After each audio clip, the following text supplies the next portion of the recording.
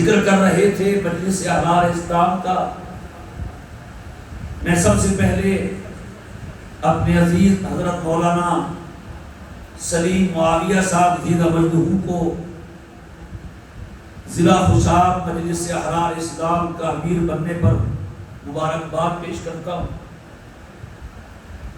ہمارے والد گرامی قدر کے بارے میں کافی لوگ نہیں جانتے۔ ابھی مجھے پیغام آیا ہوا تھا ڈاکٹر عمر فاروق صاحب کا بھی، مولانا تنویر صاحب کا بھی، کہ ہمیں معلوم ہوا ہے کہ آپ کے والد صاحب کا حصہ ہے مجلس احرار اسلام کا میں، تو آپ ہمیں کچھ حالات ان کے بتائیں تاکہ ہم مجلس احرار اسلام کی تاریخ کا حصہ بنائیں۔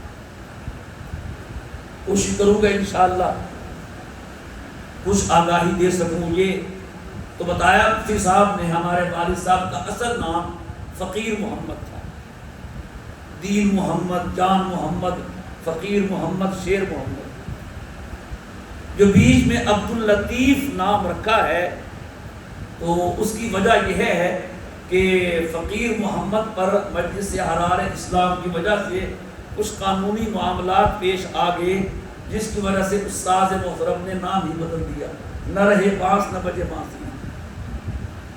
خیر، مجلس احرار اسلام یہ ساری جماعتوں کی ماں ہے، باقی سب بعد میں بنی ہے، پاکستان بھی بعد میں بنا ہے، احرار اسلام کا وجود سب سے پہلے ہوا ہے۔ 1929 میں اکابرین نے اسے قائم کیا اور متحدہ ہندوستان میں توحید، ختم نبوت اور مدح سے مدح صحابہ اور انگریز کو یہاں سے بھگانے کا کام کیا ہے اس احرار نے۔ 1953 کی تحریک کا تو ذکر کیا جاتا ہے، لیکن یہ نہیں بتایا جاتا کہ 53 کی قیادت کون کر رہا تھا۔ باقی ساری جماعتیں بعد میں بنی ہیں، 1953 کی تحریک چلائی ہی مجلس احرار نے، جس میں 10,000 نوجوان شہید ہوئے ہیں۔ کہنے والے کہہ دیتے ہیں کہ 53 میں کیا ہوا تھا، 74 میں کامیابی ہوئی۔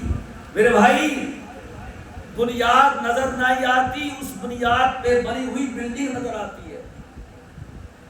اگر 6 ستمبر 1974 میں یہ ختم نبوت کی بلڈنگ تعمیر ہوئی ہے اور آئینی اور قانونی طور پر قادیانیوں کو غیر مسلم اقلیت قرار دیا ہے، تو اس میں کوئی شک نہیں، اس کے پیچھے 53 کی تحریک ہے اور ان کے شہداء کا خون ہے۔ پھر کیا ہوا؟ 53 کی تحریک کے بعد مجلس احرار اسلام پہ پابندی عائد کر دی گئی، اسے بین کر دیا گیا۔ پھر ہمارے ہی اکابرین نے مجلس ختم نبوت کے نام سے کام شروع کیا اور امیر شریعت عطا اللہ شاہ بخاری رحمہ اللہ تعالیٰ کو، جو بانی احرار تھے، امیر احرار تھے، ان کو مجلس کا امیر مقرر کیا گیا۔ شادی تا حیات اس مجلس کی امیر رہے۔